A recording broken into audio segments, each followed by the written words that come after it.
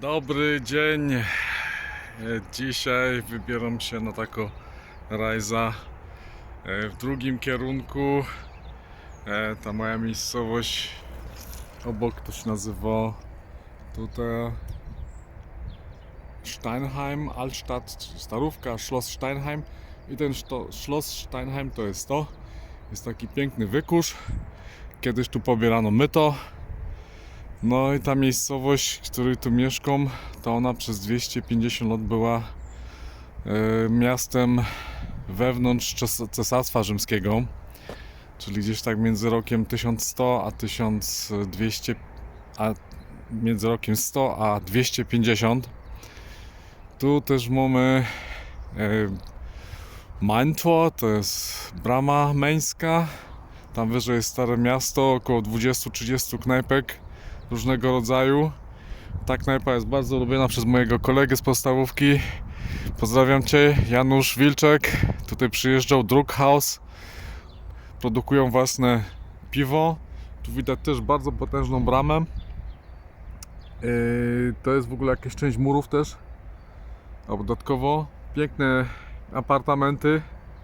Tam kawałeczek dalej. Tu jest taki most w Hanau, to małe miasto, tu jest Starorzecze, Menu. Właściwie teraz Men jest za tymi drzewami, jest wyprostowany ten zakręt, żeby statki mogły lepiej pływać i barki. I tu proszę sobie popatrzeć teraz za mną. Mamy coś takiego jak te napisy. I tak, Hanau 4 km, Steinheim 2. A, Steinheim jesteśmy. Jest Rhein-Main-Vergnügen. To jest Rhein-Main-Verkehrsverbund. Później mamy Rhein-Main-Radweg. Main-Radweg. To trzeba będzie kiedyś zrobić. To jest 400 km. I mamy Deutsche Route 5. Czyli też jakaś ruta.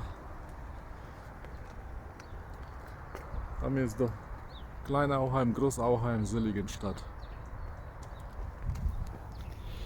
No i tutaj jeszcze chciałem się podzielić z informacją, że jest polski farosz na tym kościele tam wyżej.